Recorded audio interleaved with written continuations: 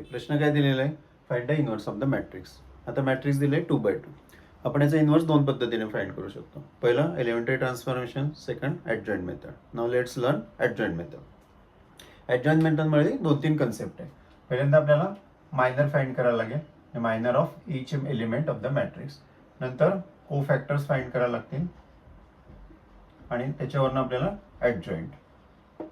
आता मायनर कसं, आता फर्स्ट एलिमेंट 6, त्याचा मायनर काय येणार, तो फर्स्ट रो आणि फर्स्ट कॉलम मध्ये तो डिलीट करून उरला काय 4.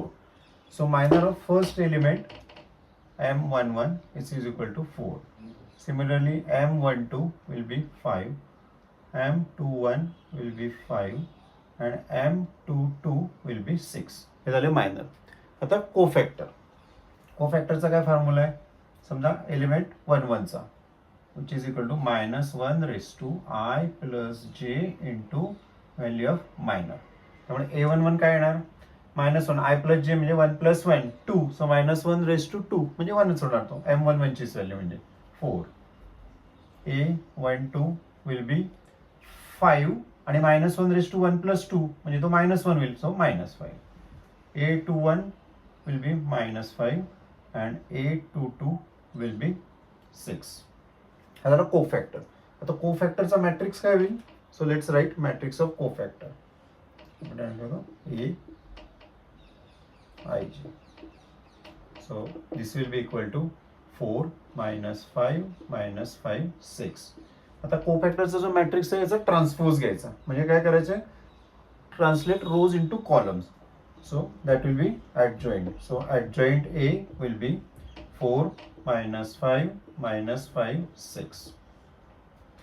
करेक्ट. आता इनव्हर्सचा फॉर्म्युला काय, inverse of matrix A inverse is equal to 1 determinant A into adjoint A. आता डिटर्मिनंटची व्हॅल्यू किती आहे, 24 - 25 that is -1. So this will be equal to adjoint A काय आपला 4 -5 -5 6 आणि डिटर्मिनंटची व्हॅल्यू -1 म्हणजे प्रत्येकाचं साइन बदलेल. So it will be -4 5 5 -6. So inverse will be -4 5 5 -6. So answer B. Okay. आता आपण हे बघितलं, कन्सेप्ट समजून घेऊन. पण आता एवढा वेळ आपल्याला ऑब्जेक्टिव्ह सॉल्व्ह करताना how to do it quickly, त्याच्यासाठी काय करायचं, 2x2 मॅट्रिक्स असला just exchange the elements diagonally. So inverse will be a inverse which is equal to 6 आणि 4 एक्सचेंज करून 4 6 आणि 5 5 सेम आहे, त्यामुळे एक्सचेंजला इथे सेमच दिसेल. आणि डिटर्मिनंटची व्हॅल्यू काय -1, त्यामुळे साइन बदलेल. अदरवाईज ॲडजॉइंटचे काय आलं असतं, इथे -5 -5 आलं असतं, पण साइन बदलेल, म्हणून याला निगेटिव्ह लागेल, याला negative, 5 5 positive. So just exchange the diagonal element and put the sign properly. Okay, good.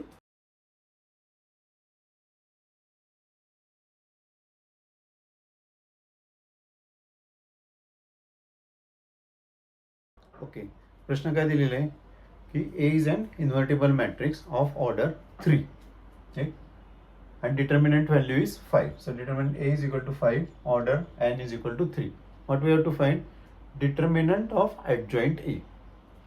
आता याचा फॉर्म्युला काय, determinant of adjoint A is equal to determinant of matrix A raised to n minus 1. What is n? n is order of the matrix. आणि इथे determinant A ची value काय 5, order आहे 3, so 3 minus 1 2, so 5 square, that is 25. So determinant of adjoint A is 25. That is answer B.